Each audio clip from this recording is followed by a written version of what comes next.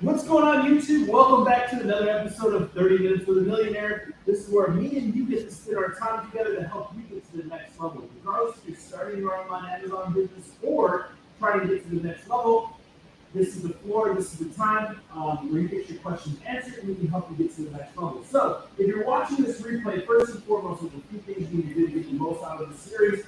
Number one, hit the subscribe button, click the notification bell next to it, and like this video. That way you do not miss any videos or when I go live to answer your questions.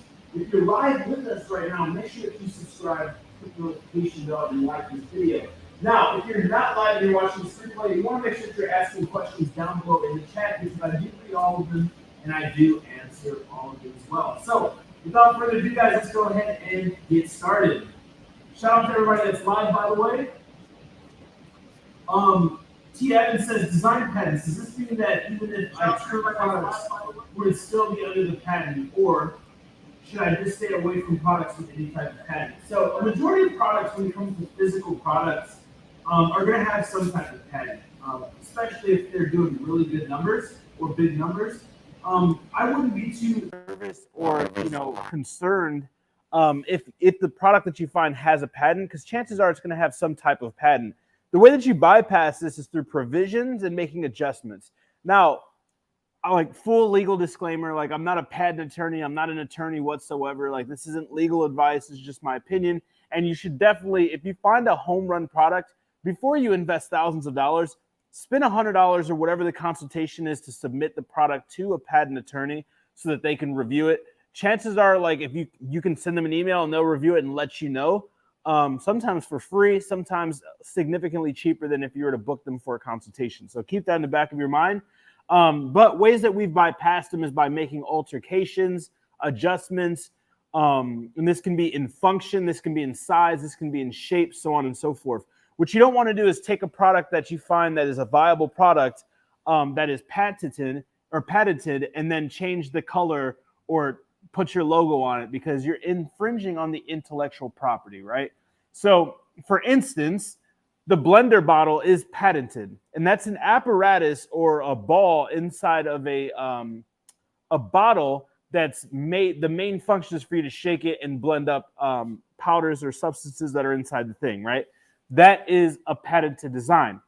There's tons of people who got into that industry who have adjusted or made different altercations or adjustments to that product and been able to bypass it. So the easy, fast way to see if a product is patented is to go to Google Patents and then type in the name of the product, and it'll show you all the pending and all of the patents. And again, if you find a product that you think you're going to crush it with, it's worth shooting it over to a patent attorney before investing thousands of dollars and waiting for the product to be developed. Great question. What are some ideas for product inserts? So something new that I've been teaching on, because now product inserts are kind of becoming like a thing in the industry. When I got started and when I started the AMZ formula, when I was educating on packaging inserts, no one was really doing them. Like there was instruction manuals, or like if you had a need for an insert, then it would have an insert. But if not, no one was just using it. And then, as people started to educate and so on and so forth, people started to learn about it, right? So one thing that I'm kind of testing out and that I'm teaching, our clients and our students is to think outside the box, because they're kind of numb to the little marketing material or the little square pamphlet. So explore different designs, different materials. Try to do something that's different, something that's unique, right? And that will increase the effectiveness of the package design. So is that going to increase your sales like crazy? Is it going to make you your first $1 million or $100,000? No, but those are small needle movers when it comes to constantly adjusting and improving your product and your product design that I recommend doing. If you're testing a product, don't spend a ton of money, time, effort, or energy into your packaging stuff, or especially if it's your micro launch or your first initial launch. The most important thing on a launch is making sure that you're getting reviews, that you're ranking keywords, and you're optimizing your listing and your PPC campaigns. That's the most important things. On your reorder, you can make small micro adjustments like package stuffers and packaging and all of those things, right? When it comes to your packaging stuffer, you want to keep it short, sweet, straight to the point. You want to focus on main things. Like, what is the main goal for you? Is it getting them to an email list, getting them to a website, building a phone list, building a social media platform, cross-promoting different products? What is that main focus that you're focusing on as a company? What is that main element? And don't do too many things. Like, I see some people that are like, go follow me on all these social medias, then scan this QR code to get the extended warranty. And then, by the way, go to Instagram and use hashtag Josh's brand. Oh, and by the way, like, go to LinkedIn and add us, and then go do all this extra stuff. And oh, by the way, like, don't do all that stuff because they're going to do nothing, right? Complexity is the thief of completion. So if you want the prospect or the client to do something, the least amount of touch points and the easier it is for them to do so, the more likely they are to do it. Now, second, and this is like a ninja hack or a bonus, if you can make it simple and you can make it rewarding, then chances are that they're going to do it, right? So simple is go to this URL and make the URL simple. Don't have it be URL/ABZ13586666235785331ZABG because no one's going to type all that in. Use some type of URL. Go buy a URL. Go to a domain registrar like GoDaddy and buy a domain that is short, sweet, simple, easy to remember, easy to type in, and then forward that to the actual website or the page that you're trying to get them to go to. An effective way for doing this is the extended warranty. You're going to give them a warranty anyway. You're going to replace the product if it's defective anyway. However, giving them an additional 6 months or an additional 1 year in exchange for their personal information and a cookie on a website or a pixel on a website is definitely worth it. So buy the URL, forward them to the website. On the website, say, hey, all you got to do is type in your information. We're going to automatically register you for the extended warranty. On that information to be name, phone number, email address, and then order number. So now what you can do is you can start building up a list, right? And that's how you take traffic that you cannot control from Amazon to traffic that you own, right? So it's a dual-wielded sword, and then you can start building this list. We talk about capturing intellectual property. When it comes to intellectual property off of Amazon, because we don't get much of that, when you're building this website, even if you're only getting a few people per month, you want to do it the right way. So you want to have a Google Pixel on there. You want to have a Facebook Pixel on there. You want to have a TikTok Pixel. Even if you're not running traffic on it yet, you want to start seasoning that pixel and collecting that data.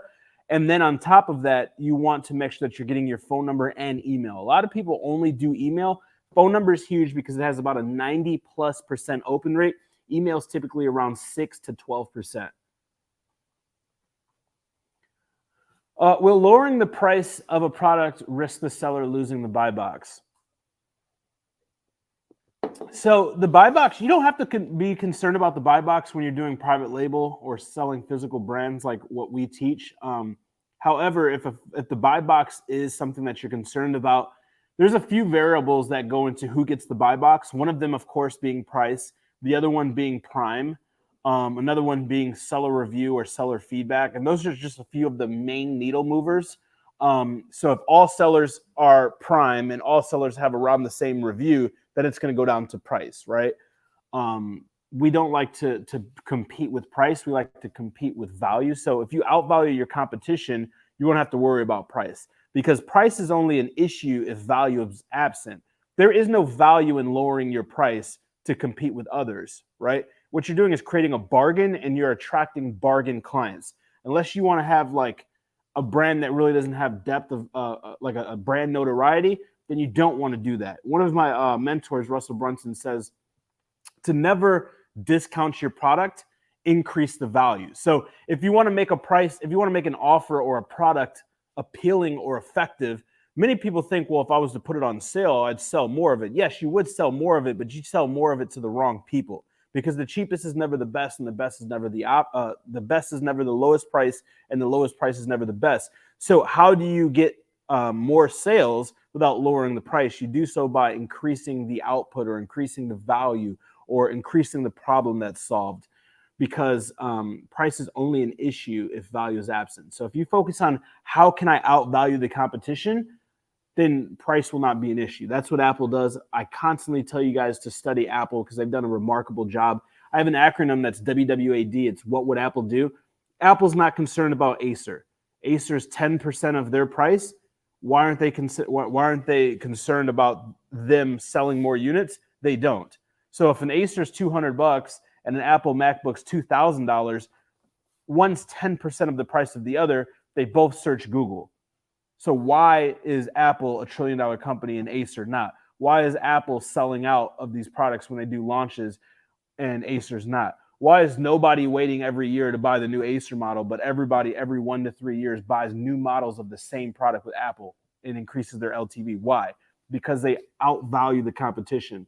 They have proprietary apps. They have better customer service. The packaging is better. The product quality is better. And the list goes on and on. So make sure you're focusing on quality, not the price. Another huge mistake that people make when it comes to being competitive with their products is, and I teach all of our clients and our students to stay away from this, is the quantity trap. So stay away from the price trap, stay away from the quantity trap.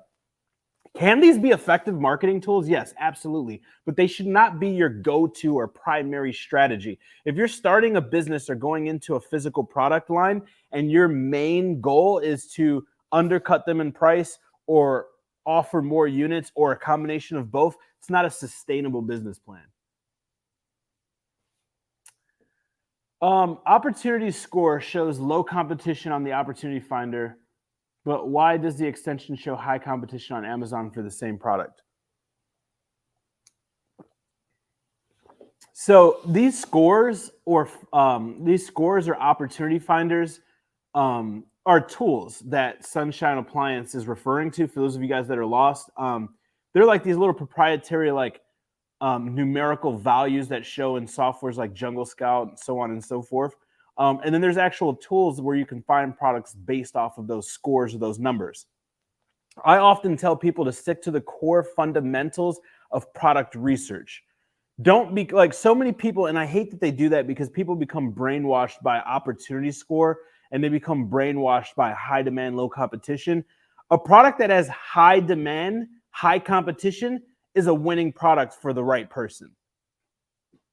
Right? Don't let that go over your head. And a product that has low competition, low demand may be a right product for the right person. So products are different for different people, right?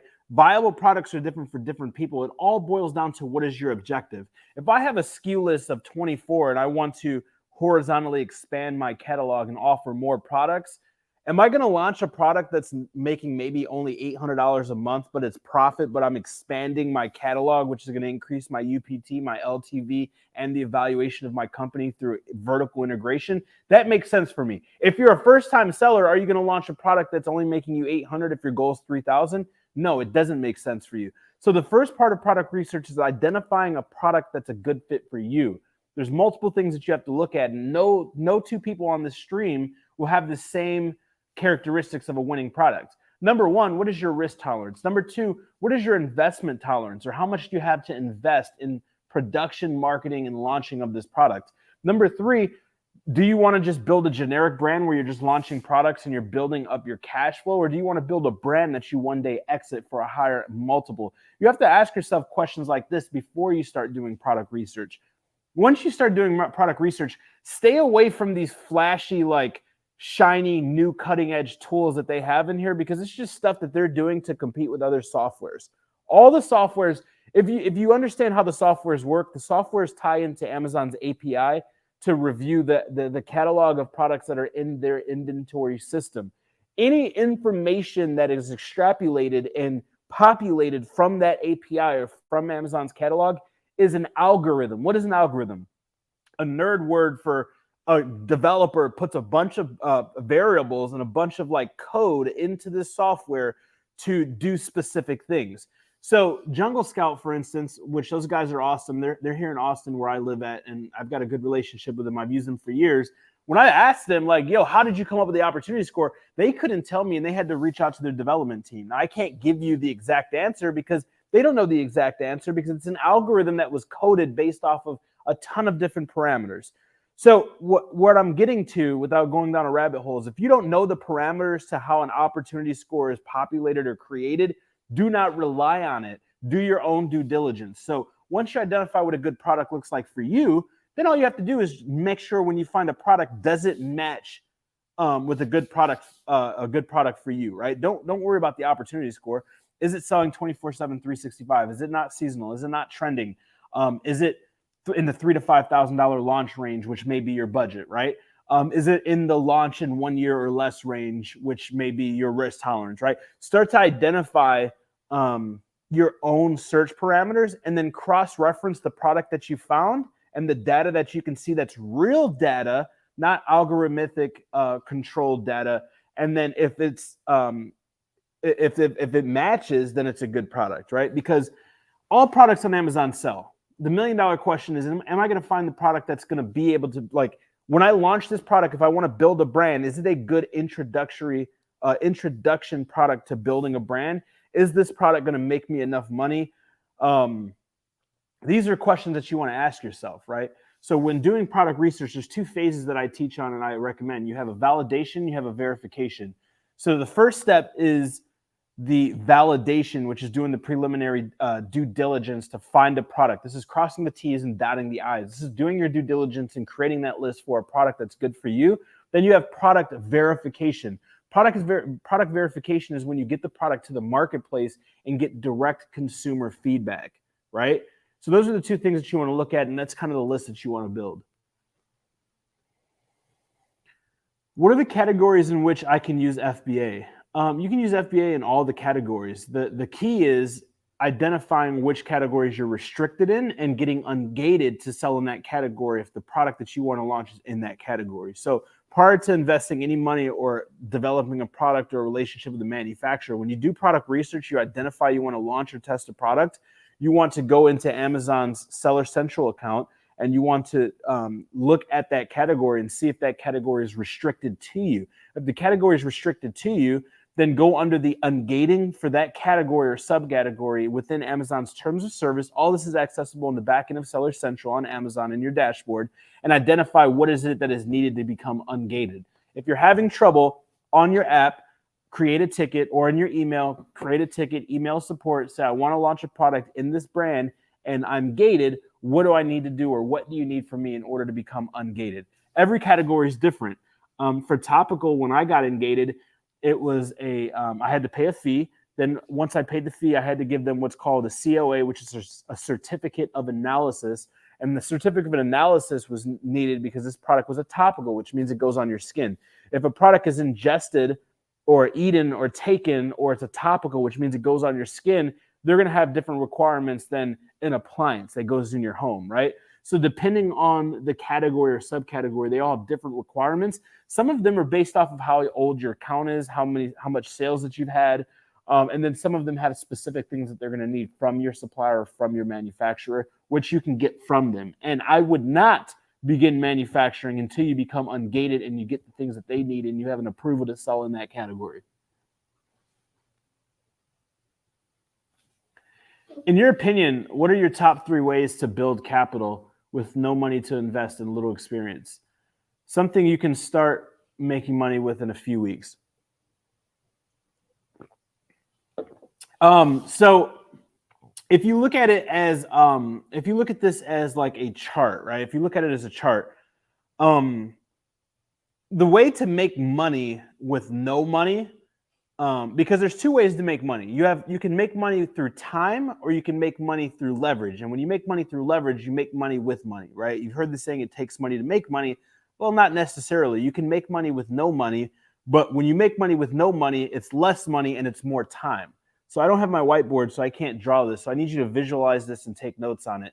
When you have a little bit of money and you invest a little bit of money, you make a little bit of return. When you have no money and you have time, you invest that time for a little bit of money. When you have a lot of money, you invest a lot of money, you make a lot of time. When you have no money, but you have a lot of money, you invest a lot of money, you make a lot of money, right? So that's kind of the chart for how to make money. In fact, the highest, and this is called the level of value, right? There's levels of value. And if you look at the highest paid people in the world, they do the least amount of work, right? Beyonce, if you wanted to book Beyonce, it could be $1 million for her to perform for 1 hour. She could make $1 million an hour. If you have a janitor come clean up your school, an hour worth of their work, they could be paid $25, right? So same level of time, different level of value, different compensation. So if you don't have a ton of money or you have no money, you have to identify what can I exchange my time to do in order to generate revenue. There's tons of different ways to do it. I don't know your exact scenario, so I can't give you specifics, but I'll run through some really quick if you guys want to write these down. One of them, if you have a license, if you have a car, Uber is great. If you have a license, you don't have a car, but you can borrow a car, Uber is great. Another one is if you're over 21 and you have the time, and you don't mind the environment, bartending is great. You can make a lot of fast money. Another one is waiting, right? You can be a waiter and make a lot of money if you're a waiter in the right restaurant or right environment. In order to be to the right environment, you're going to want to be the right fit, right? I just took my wife out for her birthday and we went to a really nice restaurant and the bill was $400 and the tip was $85. So if you do 3 of those, you're making a couple $100 a day, right? And that's realistic in that type of environment. However, I noticed all these people were professional, tailored, neat, like they were experienced. It's not the same if you're going to go to Burger King and order a meal at Burger King and the person you talk to at the window. So those are some jobs like you can make quick money. Other ways that you can make money with no money is you can go on Facebook, you can go on Craigslist, you can go into the section where people are giving away things, right? There's literally a section on Facebook, there's a section on Craigslist where people give away free stuff. They're like, yo, I'm moving, like I'm too lazy to take this to Goodwill. I'm too lazy to try to sell this. I don't care about money, but I need it gone and I need it to be gone today. You can rent a truck, rent a vehicle, borrow one, or use your own and go pick this stuff up, find stuff of value, and you can resell them. You can resell them on eBay. You can resell them on Craigslist. You can resell them on OfferUp. You can resell them on Facebook Marketplace. And you can do that to flip money, and it's 100% profit because it's free stuff. There's tons of ways. You can go get used clothing from Goodwill, and you can find what days have 30, 40, 50, 75% off days. You could go to Goodwill, and I actually used to do this. I provided food for my family when I didn't have money and was starting my business doing this. I would go off on Saturdays or whenever they have special color tag days and clothes are half off, and I would search through all the racks in the men's and the women's, and I would look for Ralph Lauren and Tommy Hilfiger. The Ralph Lauren polos, I would buy them for $3 to $7. I would then wash them, iron them, and I would take photos of them, and I would sell them between $25 to $45 because MSRP new is $55 all the way up to $100, depending on that. So you can do some research on eBay. You can also use Poshmark and see what type of handbags, what type of dresses, what type of men's long sleeve button-ups or short sleeves are getting the most amount of money. And then what you can literally do is you can go to all these different thrift stores and buy them. And the hack is buying them on the discount days. A channel that's awesome is one of my good friends, Steve Rakin. You can check him out. It's Rakin Profits on YouTube. He's had a channel that's probably, 10 years old. He shows you how to do a lot of the hustling stuff. You can also do this with books. Books are dirt cheap, dude. You could buy a book for $3 and sell it for $20. I have another good friend who's really good at this, and this is what he does. His name is Reezy Resell. So they both have YouTube channels. You can check them out. If you check out any of their videos and you get value, just say Josh sent you. Two good people. And if you don't have any money whatsoever, you have under $100 to get started, start hustling, right? Once you have money saved, it is better to invest your money, learn a skill set, start a business. The beautiful thing about this business model I teach is this business is going to generate you income 24/7, 365. You're not leaving your house. You're not expensing a ton of time. You're not hustling. You're not doing any physical labor. You're not packaging these products. Amazon's doing all of that for you. Your supplier is shipping it directly to Amazon. You're literally just working from a computer from anywhere in the world during your spare time. But if you don't have those resources to do that, you need to become resourceful. The thing is, too many people have pride in the way of what needs to get done in order to get where they want to be. So you have to eliminate that pride, and you have to roll your sleeves up, and you have to get down and dirty. I work third shift. I couldn't get a job. When I was broke trying to build my businesses, I had 2 felonies. I had no high school diploma. I couldn't get a job. I could not get a job other than McDonald's, and I didn't want to work at McDonald's. So I went to a place that was called a temp agency, and that's where they temp out these jobs that no one in humanity want to do at crazy times that nobody wants to do them. So I went there, and I remember when I asked for a raise and I was denied because I had no skill set. I remember the boss saying, dude, you show up here every day smiling. Like, I can't even believe that, like, you're literally hand sorting through trash. Like, I don't know how you make it. Everybody quits, yet you show up every day. You don't miss work, and you're smiling. Like, I don't know how you're doing it. And I didn't know how I was doing it at the time. But now that I know what I'm teaching you, I know why, because I knew I wasn't going to be there. So there's two different types of people. There's the type of people that are content with where they are, and there's the type of people that use where they are to get where they want to be. So the people that are okay with the 401k, the Social Securities, and they've been sold on the 40-40 plan, which is where you work for 40 years to retire on 40% of what you were making, right? And then that short period of time that you have left, that's what you have left for retirement. People that are okay with that, they're sold on where they are and their comfort. They're comfortable, right? The people that are not, they're willing to do whatever it takes to be where they want to be, right? So you have to look at it as a season. My mom always refers to it as seasons. You have seasons, you have reasons. Are you where you are for a reason? Is there a lesson in where you are, or are you where you are right now because of a season, which means you have to get through that season in order to get to the next season or the next stage or chapter, right? So I did what I had to do during those seasons for a reason in order to be where I am now, right? So, dude, if you got to Uber, if you got to bartend, if you got to work 3 jobs, if you got to sell everything in your house, like if you got to get rid of all the stuff that you don't need, do whatever it takes, right? Chances are, like when I talk to people, and I just had this conversation with my team today, because we're constantly trying to identify how can we help people. And one of the biggest problems we get is people, they want to get started, but they don't have access to the resources. Well, the first thing I would do if I think that I don't have the money or the resources to get started is I would identify, number one, am I being as efficient as humanly possible? So on a piece of paper, and this is called an internal audit of your expenses. And you want to do this anyway, because a ton of people make a lot of money and then they lose it all because they don't know how to do this. So if you know how to do this when you're broke, you'll know how to do this when you're rich. And that's why I've been able to keep and maintain what I have and grow what I have. I have a video here on the channel called The 3 Stages of Wealth. You have wealth creation, wealth accumulation, and wealth preservation. If you don't know how to preserve and be efficient with what you have when you're broke, you won't know how to preserve and manage what you have when you're rich. You'll spend money frivolously, you'll get into debt, and it'll be a disaster. So this is a good practice if you struggle with this. First, start with an internal audit. Look at your banking account, download that PDF, take your credit cards, download that PDF, get 2 colored markers, 2 colored crayons, 2 colored something, and review that entire PDF and do an audit. 1 color is things that is a necessity, which means if you don't have them, you will not be able to survive. They're necessities. The other are luxuries that are non-necessities, which means you could survive without them, but you would prefer not to. Add up all the non-necessities that you would prefer to not live without and identify how much is that every single month, every single quarter, every single year that you're spending.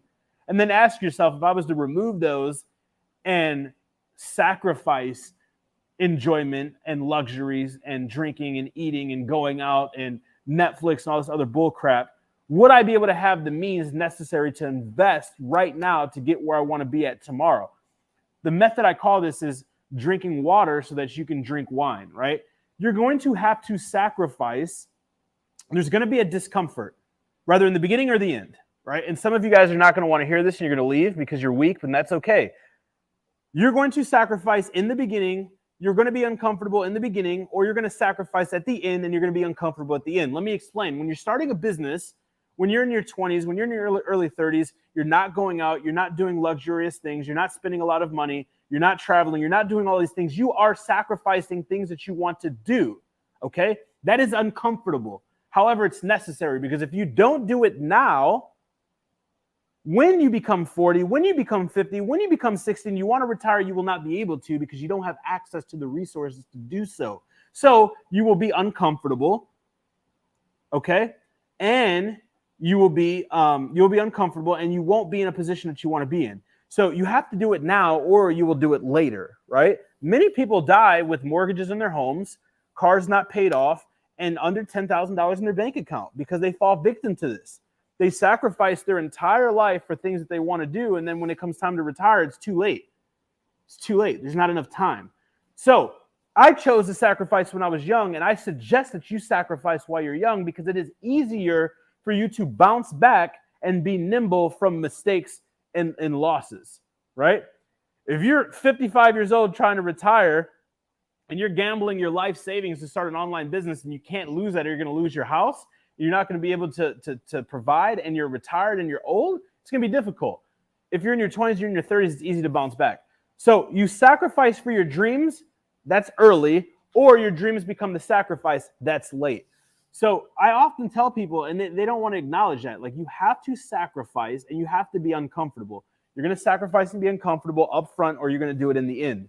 When you think about it like that, that will give you the initiative, that will give you the push to go all in, right? Just got the book. I can't see that when you're hovering over it.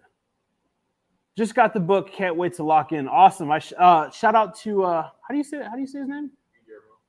Guillermo. Hopefully I didn't butcher your name, but shout out to Guillermo. That's awesome. By the way, if you guys haven't gotten a copy, whoever sets up my stand failed epically.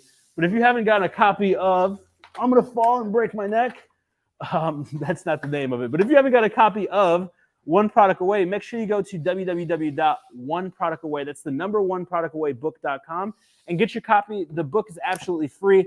I pay for the print. I pay for the actual printing of the book. All you have to do is cover shipping and handling. So go to www.thenumber1productawaybook.com. I put a lot of work into this book. I really don't care about writing books. This book has a lot of context, a lot of value, and it'll definitely help you out. Awesome. Let me know what you think about the book, by the way.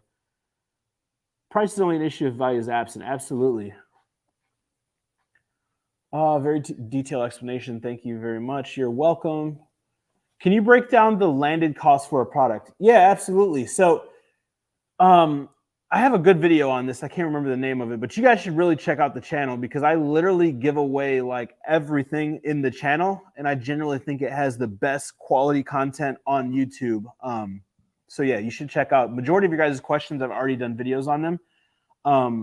When it comes to a landed cost, so you have several different types of cost. You have a COG, which is cost of goods, and then you have what's called COGS, or cost of goods shipped. That's what they're referring to with the landed cost. So there's multiple costs that you want to actually factor in.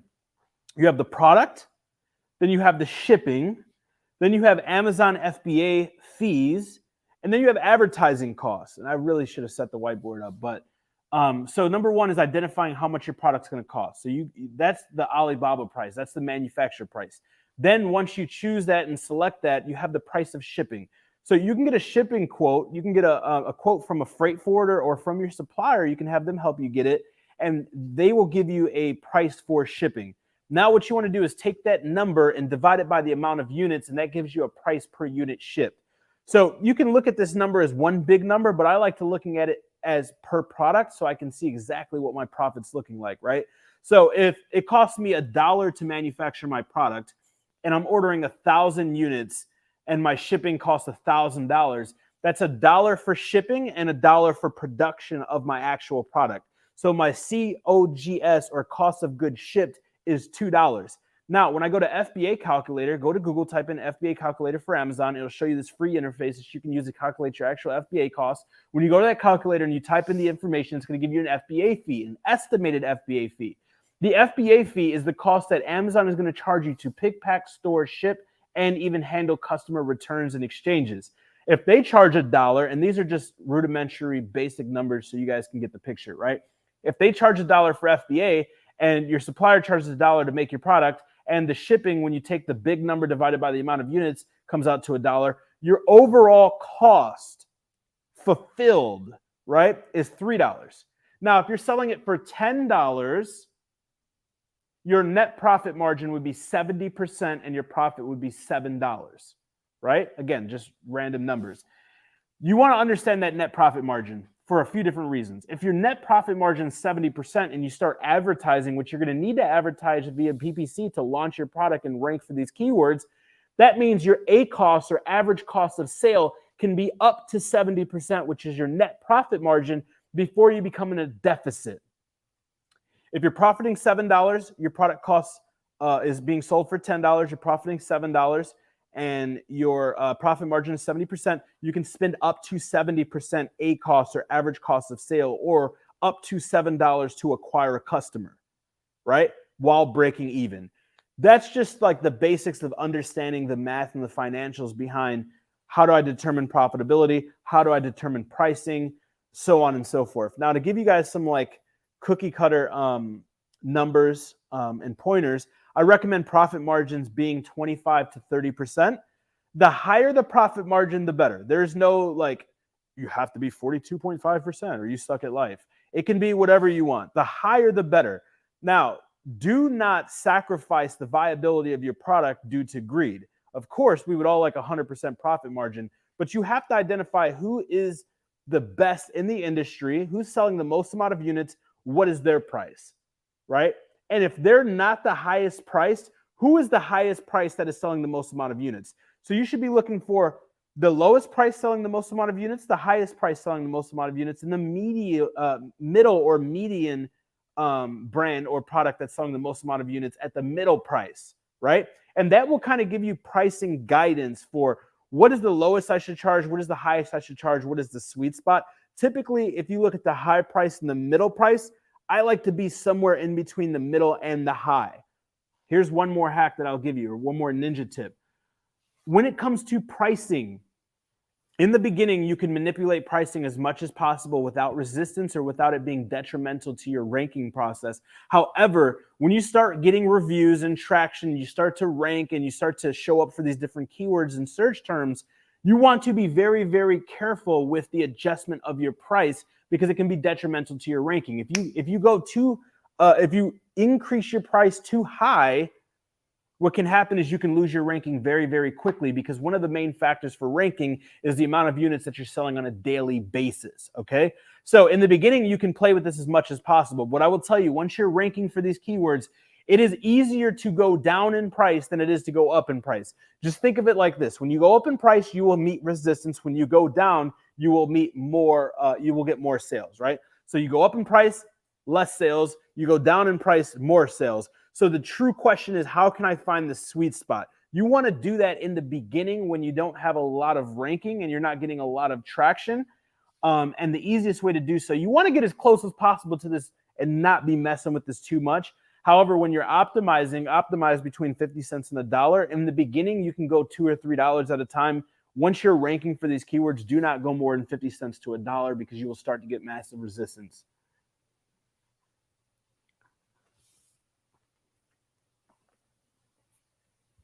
My Amazon seller repay has charged me $7,000 from May to September. I swear Amazon has been making erroneous changes.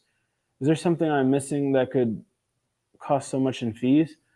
I'm not sure what you're referring to with the repay, X O'Connor. If you email support, I'm not sure if you're a part of our clients, if you're a member of our clients or not, but regardless, I'll help you.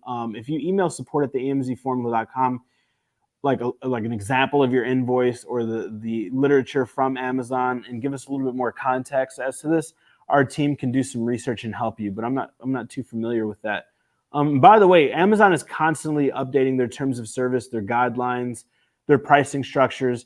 The best thing to do is to go to Google, type in Google Alerts, go to the Google Alerts panel and type in Amazon, Amazon updates, Amazon seller updates. Create alerts for all of those, which means that Google will literally email you updates for any search criteria around that. Side note, side hack, I also recommend that you do this for your name of your company and the products that you're selling in so you can get more inside data. And then on top of that, just constantly be combing through Amazon's terms of service because they don't knock on your door and say, hey, we updated the terms of service. They expect you to be they expect you to be up to date when they're updating their system. If that makes sense. Watched your interview with your student and it was so awesome. Fire, very motivating. I appreciate it. Thanks.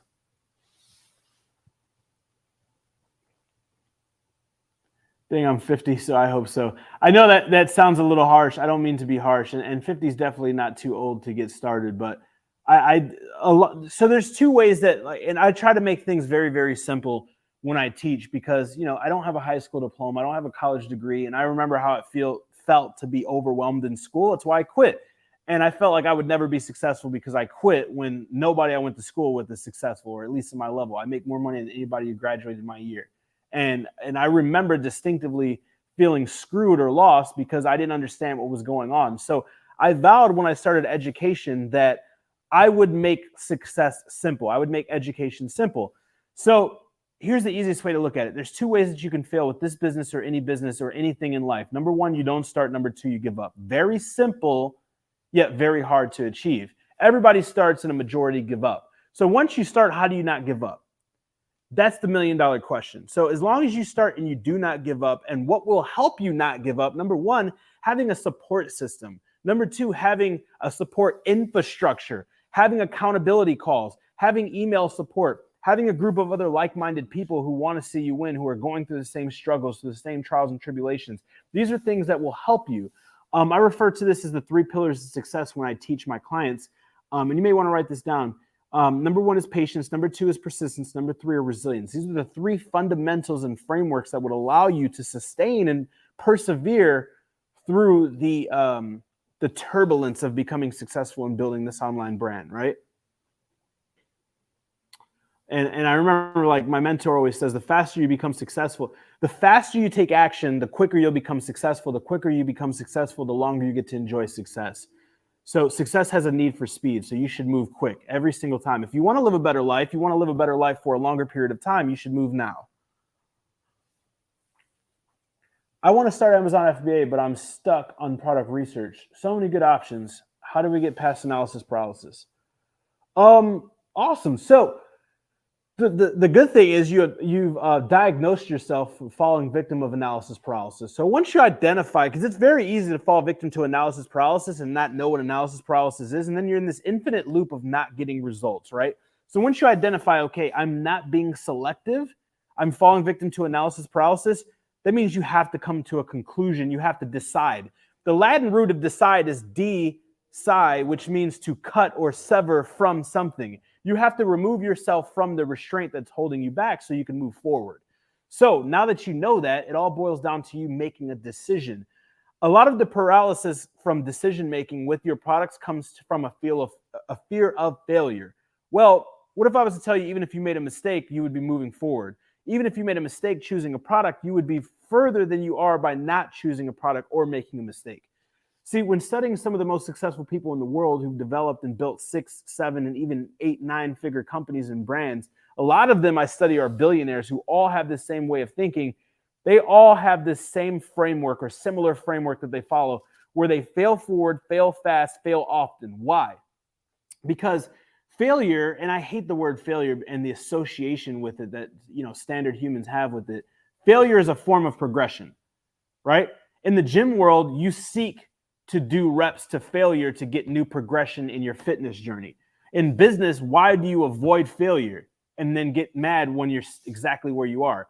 Any progression comes from failure. Any progression comes from lessons, and lessons come from mistakes, and failures are actually a mistake.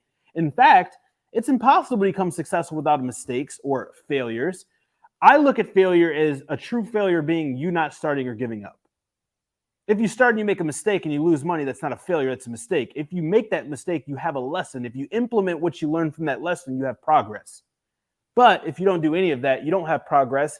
You're not even complacent, you're digressing. Because when you look at inertia, when you look at momentum, you have momentum progressing and you have momentum digressing. Even if you're doing nothing, you may think that you're standing still. However, the time is turning, the tables of time are turning, and the world itself are turning. So everything around you is changing and time is moving, which means every single second, every single minute, every single hour, every single day, month, year, so on and so forth, your time clock on this earth is being reduced. So by doing nothing, you're actually losing. That's the true failure. So never look at it, because you're going to lose money. You're going to feel like an idiot. You're going to be overwhelmed. You're going to be confused. That's going to happen. If you're looking for a business that you can start where you're not going to lose any money, you're going to have expectations that aren't met. You're going to want things to happen fast and it takes long. Things are going to change. Like, if you're looking for a business where none of those things are going to happen, then you're not looking for a business. You're looking for a miracle. And I'm not God. We don't teach religion on this site. So have realistic expectations. The biggest mistake that you can have is starting anything with unrealistic expectations. The biggest mistake you can do is having unrealistic expectations, because the minute you identify that you're far away from this unrealistic expectation, you're going to want to give up. And then you're going to want to blame everything but yourself. Oh, I knew it was a scam. Oh, I knew that I wasn't good enough. I wasn't smart enough. The timing wasn't right, so on and so forth. Well, guess what? You're pointing your finger at not 1, not 2, not 3, not 4, 5, 6, 7 different things when there's one pointing in the direction away from yourself, but there's 3 pointing in the direction towards yourself. That's why I say that the enemy is in the inner me, and if it's meant to be, it's up to me. You are the only person that can make the decision to decide to take action and not give up. No one. It's not the results you get. It's not how you were brought up. It's not your environment. It's not how much motivation do you listen to, how many affirmations you do. It's none of that. It's you deciding to take action and you deciding not to give up and weather the storm. Right? If you're in a boat and a storm happens, you can't just disappear. You have to weather the storm to get to the destination. I use that as an analogy as your business. When you set sail, the waters can be calm, the sky can be sunny. However, if a storm happens and the boat's rocking and thunder is crashing and waves are coming on upon the boat, you can't make the boat disappear. Stop trying to do that in your life. When you hit an obstacle, when you hit resistance, when you have a loss of money, when time is taking too long in your business, stop having unrealistic expectations. You don't have to be special. You don't have to be smart to be successful. You have to be resilient. You have to be patient, and you have to be persistent. That's the 3 characteristics. Hope you're doing great. What's your opinion between running keyword targeting campaigns and product targeting campaigns? Yeah, I'm doing good, Marcos. Thanks for asking. So the difference is they're 2 completely different campaigns. One is a ASIN specific or a brand specific targeting campaign. The other one is a search phrase or search term specific targeting campaign. Example, if I'm selling Pierre and my competitor is Decini, I could run my ads on Decini's ASINs, and that would be a product targeting campaign. If I'm selling sparkling water and my clients may also drink natural spring water, I could then also target all the physical products that are under the classification of spring water. That's another example of product targeting. Now, search phrase specific targeting would be me targeting water that contains fizz or fizz water or sparkling water or mineral water or fancy water. These would be search terms where my product would only be displayed when someone is typing in a search term, search phrase, or keyword, where the other one is displayed when I'm landing on a competitor's ASIN page or company page or brand page, or I'm typing in products that are geared towards that actual product that I'm targeting. So different strokes for different folks. So identify what are you trying to do? And I don't recommend getting into product targeting, competitor targeting, listing targeting until you're profitable with PPC and you've identified that this is a product that you want to pursue, because it's very easy to get overwhelmed with all these different campaigns like DSP and lightning deals and all this other stuff. PPC alone is enough to rank a product and identify if a product is viable, has depth of market, and you're going to be able to achieve a profitable result with the product, right? If you're anticipating to make $3,000 a month and your projection is to make $1,100 a month, you're profitable. Do you want to continue or do you want to stop? The only time I recommend not pursuing a product is if it's like night and day with what you projected and your current projections are completely off or they're not profitable, then I would remove it. Like that's the only time that, you know, I would think about or consider removing the product. But again, that goes back to what I said at the beginning of the stream and the beginning of the video. All products are different for different people. They all have different, like everybody who's launching a product, all these brands have different data, different data points that they're looking at, different things that they're trying to achieve with their brand, with their business, with their products. They have different profit margins. They have different LTVs. Like insurance companies spend some of the highest amount of money when it comes to CPAs or customer acquisition when it comes to paid media, because they also have the longest LTV, lifetime customer value. I've been with the same insurance company for years. You've probably been with the same insurance company for years. So they can spend exponentially more to acquire a customer because their LTV is exponentially longer. Therefore, if you're in a different industry, you may not be able to compete with the customer acquisition cost that an insurance company can pay because the LTV is also shorter. So you have to understand your goals. You have to understand your KPIs and be very, very specific. In order to have prolific results, you have to have specific intentions when starting the business. One of my friends tried to drop ship on Amazon. Now Amazon blacked his account and funds. Any tips? Yeah, so Tips for people who are not Tony's friend. Do not drop ship, never drop ship. Don't be sold a lie. Number 2, if you're Tony's friend, identify why you got banned through asking for an example from them. Chances are they already gave you literature. You're banned because XYZ. I can tell you one of 2 reasons. One of 2 reasons is, number 1, his defector order rate was too low, or number 2, they identified that you're selling products from Walmart, Amazon's direct competitor, on Amazon, and using them as a fulfillment. And again, I talk about this all the time. Amazon releases letters to shareholders where it talks about its profitability and where its profits come from. FBA is not where its profits come from. It's where its losses come from. If Amazon is losing money through FBA, why would they want people on their platform drop shipping, utilizing and abusing FBA where they lose money? They don't. They want true companies and true brands utilizing Amazon's FBA as a system to grow, right? Dropshipping is not, it's not a sustainable business model, and Amazon's algorithm is constantly evolving to remove them. Like, if you guys are thinking about dropshipping, like, talk to these companies and ask what their success rate is for companies being shut down or accounts getting shut down. No one in the industry has a 100% success rate. I don't care how good they are. I don't care how fancy their Instagram is. I can tell you that. Our clients we have never had a client's account shut down. Never. Thousands and thousands of clients. Not one account has ever been shut down. Why? Because we follow Amazon's terms of service and we're building a real brand utilizing Amazon FBA how it's intended to be used.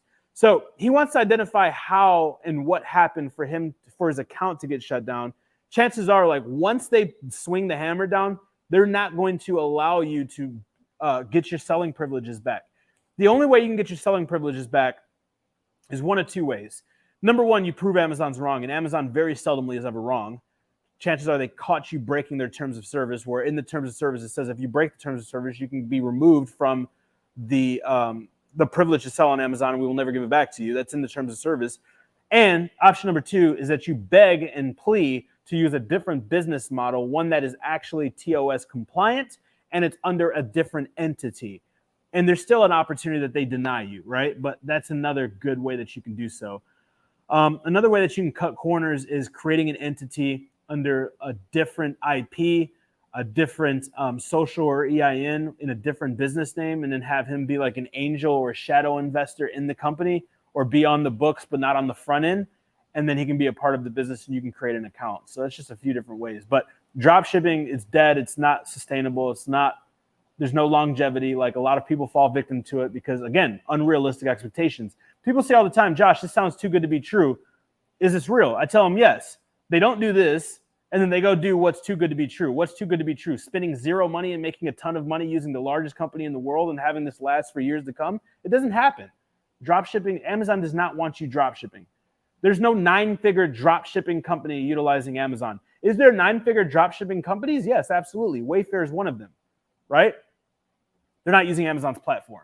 So the 2 legit, like, arbitrage is bullcrap. It's not sustainable. They're not going to allow you to do it. My projection is they're not going to allow you to do it in the near future. Drop shipping is bullcrap because you're basically abusing Amazon, and they're not profitable with FBA, and they don't like you selling products from competitors using their least profitable aspect of their company, which is FBA. So you're left with 2, private label and wholesale. Well, what is wholesale? You are a distributor for a legitimate brand, which is a private label brand. So I have a private label company, and I can speak from this because I've done this. My mentor says that you cannot lead where you will not go, and you cannot teach what you do not know. There's a lot of people teaching shit that they don't know on YouTube. My partner had a 50,000 square foot warehouse. My background was in distribution, manufacturing, and wholesaling. My first business was around that, and then I stumbled upon Amazon.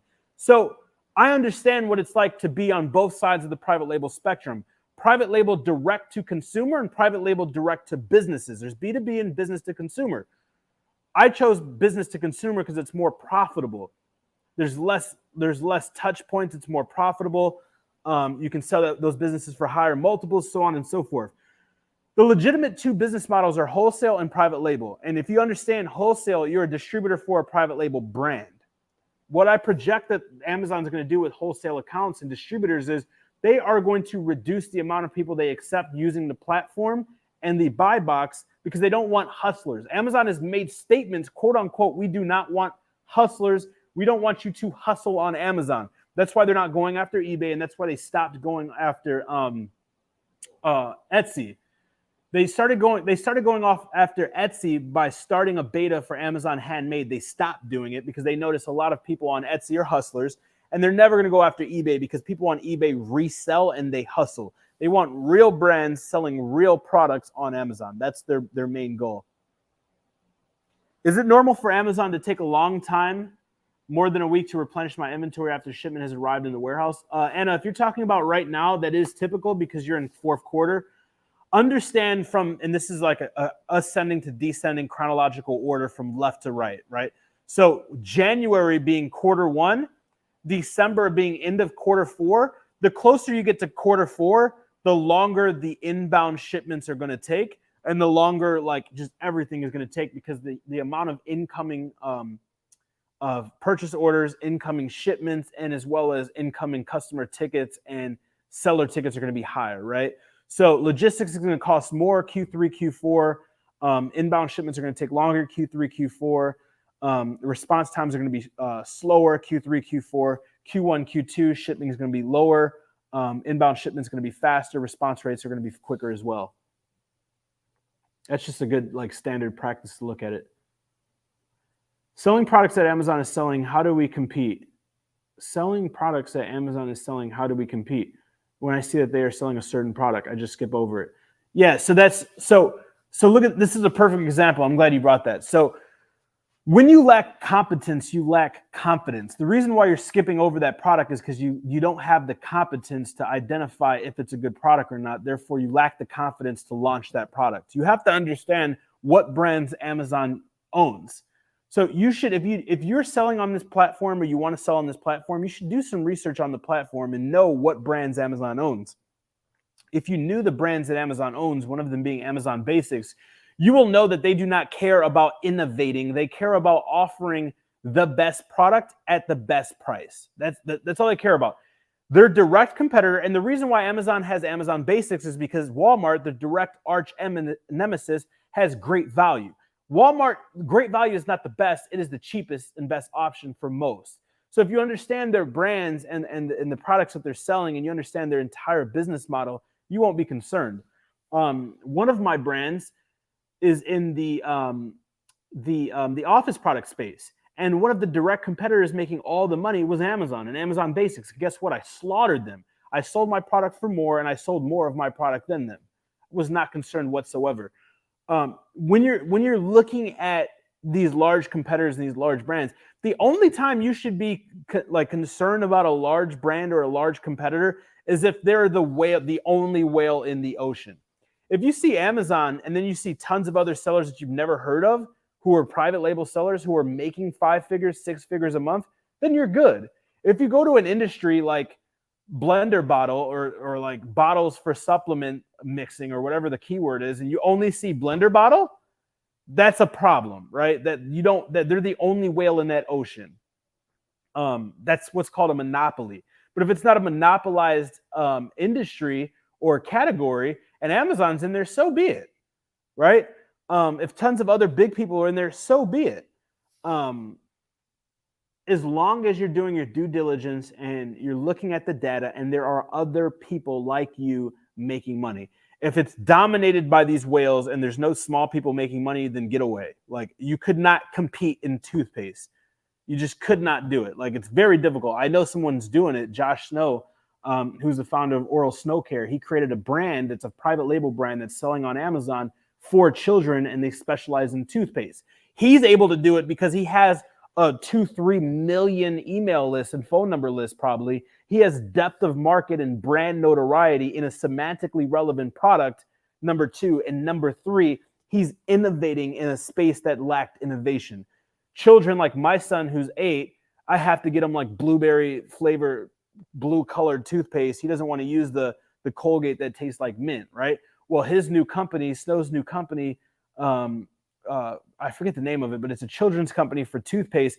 They have like snow cone flavored toothpaste and like ice cream flavored toothpaste. So they're innovating in an industry that has high demand, low innovation, and it's semantically relevant to the parent company or the subsidiary where they already have intellectual property. They probably launched to their email list. They probably used their sites and all their traffic to promote and cross-pollinate the new brand. So that's the only time you should do that, is if you have access to intellectual property or you have influence, right? That's how Kylie was able to tap into the beauty market and make $1 billion.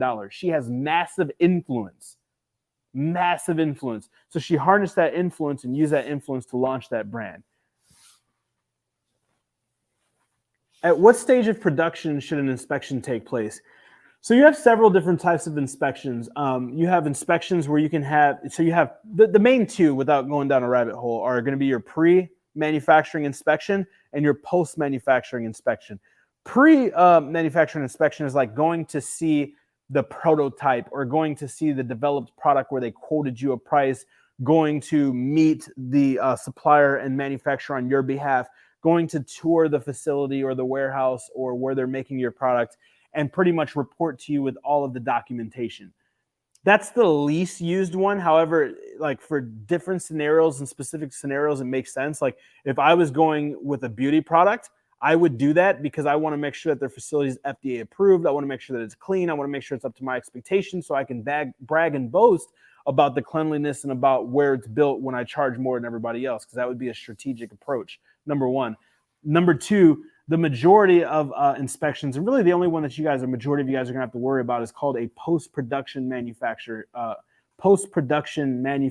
inspection. The way manufacturing works, to take one step forward so we can take 2 steps back, you have a product idea. You find a supplier, you negotiate this prototype. Once you create the prototype and you agree upon what's going to be done, then you have a deposit. Production doesn't start till a deposit. It can be 30%, 50%, 70%. It depends on the quantity, depends on the specialization, it depends on the amount of raw materials or products that have to be ordered that they don't already have. There's tons of variables. Once you identify what the deposit is, they begin manufacturing. Now, they get paid when the balance of all the products are produced and you approve of them. So if you don't say anything and you give them the balance and then they're done, they're gonna be like, all right, I'm done. Here's a picture, give me my money. And you give them their money and you don't have a post-manufacturing inspection, and then the packaging is wrong or the product is defective, then, hey, you didn't do your due diligence, right? Kind of like in a contract when you buy a used vehicle, sold as is, where is, with no returns or refunds. That basically means once you like sign this and give me money, you can't get your money back. So that's kind of like a contract between you and the supplier to make sure that if something's wrong, that they're on the hook and they have to fix it, right? And then these manufacturing companies have insurance and additional policies as to where if they inspect the product and a product is defective or non-operable or there's a mistake and they didn't disclose it or they didn't catch it, then they're liable, so you don't lose your tail on the repackaging and the reproduction of the product. And then so the inspection company is invested in to make sure they do their due diligence, and the manufacturer is invested to make sure that they offer a product at the quality and at the specifications that you guys agreed upon. That way they can get paid, right? Those range anywhere between $200 to $1,000 depending on the size of the product, the quantity of the product, the difficulty of the product, the location in China. There's a few variables, but those are some of the biggest ones. Should I get a few reviews before starting PPC? Absolutely. Never start PPC with no reviews. You're literally just going to be throwing money. Like, take your money, putting it in the toilet, and flush the toilet. That's what you're doing if you launch PPC with no reviews, because nobody likes to be first. No one wants to be last. Chances are, and again, a lot of this is common sense. Like, I know some of you guys are like, oh my God, this guy's like this marketing wizard and I'm never going to get started because I don't understand anything. Like, complexity is the thief to completion. If you make this confusing and you make this complex and you do all this extra nonsense research and overthinking and overanalyzing, you're never going to get started. You're never going to get results. You're going to want to give up, blah, blah, blah, blah. Make it very simple. How do we make it simple? Remember, make success simple. Amazon consumers are consumers. You're offering a product that is in demand. You're using Amazon as supply. So let's think about this process in the real world, and let's use you as an example or avatar. If you are hungry, you have a problem, the restaurant has a solution, and you're doing research as to which restaurant you should go to, are you looking at reviews? Yes or no? Are you looking at the little dollar sign like thing that's like $1 sign, $2 sign, $3? Okay, so you're looking at price number 2. Number 3, are you looking at the pictures? Does the place look clean? Does the food look good? The answer to all 3 is yes. All of you guys are doing that. That's why it's on it, because Google's one of the largest like companies in the world, and they have a behavioral science algorithm where they're looking at what you're looking at and what you're using to making a decision based off of a click of an ad or a click of a site, so on and so forth. So they have the data to support this. Facebook does the same thing. That's how Instagram does the same thing. TikTok does the same thing. That's how they show you what you see, and that's how they get you to spend more time on the platform. So understanding all of that, when we're going to launch a product on Amazon, would you buy a product with no reviews? Yes or no? Absolutely not. So don't launch a product with no reviews. Very simple, because it's easy to talk about algorithms and KPIs and SOPs and all this crap that you guys are going to get overwhelmed and forget. But if you just think about it simply, we're launching a product that's solving a problem. We're launching a real physical product to a real marketplace, to somebody. It's supply and demand. What are some things they're going to want? The picture has to be rock solid. It has to be a good picture. The listing has to make sense. It has to make me want to buy it. There has to be social proof, which is reviews.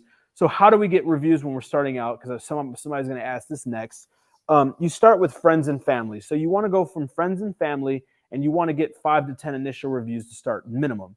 Now, if you have a pre-existing audience or pre-existing influence where you can promote to that influence, whether it's social media, whether it's emails, phone lists, physical businesses, so on and so forth, harness that in conjunction or in unison with the friends and family. The more, the merrier. Is there a magic number? No. I wouldn't recommend less than 5. I like 10 bare minimum. The more, the better. If you can get 100, you're going to kill it. Is there a way to build a platform that connects my store and inventory to Amazon?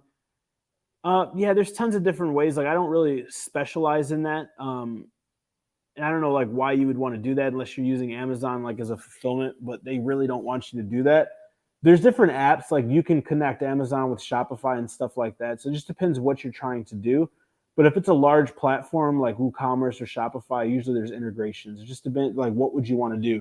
And you got to think about it. Like, there's tons of like marketing benefits to having different websites, but it doesn't make sense if nobody knows who you are, because it costs too much money to build a good website. It costs too much money to get new traffic to a new website, to a non-established brand, when you can literally harness hundreds of millions of eyes on Amazon. You can literally target tens of thousands of eyeballs who are literally going to Amazon with the intent to buy, who are trusted and invested in on the platform, typing in your product. And you don't have to build a website. You don't have to do anything fancy. And it's literally drag and drop. Like, you don't need any tech experience to build an Amazon listing. You don't need to be like super smart or tech savvy. It's very easy to use. Again, I challenge you guys to go read Jeff Bezos' letter to shareholders. And he talks about it. Why are so many Amazon sellers successful on Amazon? Because they are investing millions of dollars to make the platform the easiest platform to navigate and use. Like, I don't know if you guys have ever tried to run Facebook ads, or you've ever tried to build a website on WordPress or on Shopify. It's like night and day to using Amazon. They literally try to make it dummy proof, and that's like their secret sauce. Offer a warm client who is ready to buy, who is invested in on the platform, and offer for the seller side an easy to use yet very powerful platform. Very simple, and that's what they've done. Off topic, are you excited for COD MW2? Yeah, man, like I was a little let down on the beta. Like, Modern Warfare 2 is one of my favorite Call of Duties of all time. I like the engine. I like the mechanicals. The maps are amazing, like Terminal and Favela. On the MW2 beta, there's a few like constructive criticism that I have. Is like, number one, like the TTK was high for the centering was really difficult. There was a lot, like the centering was really difficult. The recoil was like ridiculous for the guns, and the TTK was high. So it's like almost like if you look at the weapons and the platform and the engine right now in Vanguard, you compare it. For instance, like I play ranked a lot. If you look at the automaton and you look at the mechanics for the main AR versus the M4 and MW2, the M4 bounces, the centering's difficult, but the TTK is super high. It should be the opposite. So hopefully it was a beta. Hopefully that they took a lot of constructive criticism and a lot of recording and feedback, and they fix it. I'm excited about it. So we got 10 days till it comes out. So I'm definitely going to be grinding it. Vanguard's pretty much dead. So hopefully it'll be better, because the MW2 was really, really good. And they had 2 years, right? This is the first Call of Duty that they've had a 2-year run. So they've had 2 years to develop this thing. So everybody's hoping that additional year of having to play the same COD, that it's going to pay off. So that's my 2 cents. Let the data speak for itself. Yeah, absolutely. Awesome. So I appreciate all of you guys. The beta was a bit slower moving. Yeah. See, I mean, there's no cracked movement, bro. Like, there's no slide canceling. Like, the jump shots, like, they have the restrictor on the second jump shot. So the mechanics are definitely different. They're trying to make it more real, like more real mechanics. So I definitely am going to miss the Vanguard movement. I finally got it down after I got my scuff and practice for about 6 months, but it is what it is. It'll be fun to develop a new playing style and, master a new game. So I appreciate you guys. Thanks for tuning in to another episode with 30 Minutes with a Millionaire. Again, our number one goal is to help you guys accomplish your goals, help you get there faster, help you get there quicker, and help you go longer in your journey. Whether you're starting an online Amazon business, you're building one, or you're getting ready to exit one, hopefully, my 7 years of experience can help you make your life easier, save you money, help you get there quicker. If you guys have any questions whatsoever, drop them down below on the channel. I read all of them. I answer all of them. Also, like, if you guys are curious about getting started, like, you want to offer, like, you want to work with me and my team, you have questions about what we offer at the AMZ formula, you have questions about the AMZ Together platform, schedule a call. Like, I don't come on YouTube. I don't sell any of my programs. I don't do webinars. There's really no websites to buy any of my programs. We really focus on getting our clients results and working with the right clients. So what I've learned after doing webinars every single week for years is it's not a one size fits all. There's different people with different goals, and we create different programs and different platforms to help you. So regardless if you're a beginner, regardless if you're an entrepreneur, regardless if you're an investor, we offer a ton of different platforms, different consulting, different programs, so on and so forth. What I recommend you guys do is schedule a call at www.1productawaycall.com. Absolutely free call. Come prepared with your questions. Number one, show up to the call, dude. Don't take someone else's spot if you're not going to show up. Number two, write some questions down, like about the business that you generally need answered. And number three, just come with some type of plan. Don't come on there to waste time. Don't come on there to play games. Like, if you're serious about starting the business, come up with some questions, hop on the call, and have an intellectual conversation. And hopefully our team can help you. If they can't help you, hopefully they can give you resources that can. We have tons of free resources. With that being said, guys, remember, you're only one product away. And if you're not subscribed, do so right now. Subscribe, click the notification bell, like this video, and make sure you check out the new series, 7-Figure Product Series, where we review multi-million-dollar products that are generating over $1 million. That playlist is exclusive to YouTube. And if you're new to the channel, or you're already a part of the channel, go check out the recent interview that I just did with the brand Sauce. It's a men's beauty line with one of the AMZ formula clients. He's absolutely crushing it, just past 6 figures. We go over his products, we go over his branding, we go over how he got started, how he raised capital. I review some of his products. I give him some constructive criticism on how to launch and scale new products as well as pre-existing ones. So it's about an hour-long interview, super, super jam-packed. I think you'll get a lot of value. So yeah, that's pretty much all I got for you. Again, check out 7-Figure Product Series, binge watch all the other videos, check out the recent interview with Sauce. It's on here. It's an hour interview. And remember, if you show up to these live calls, you're going to go up.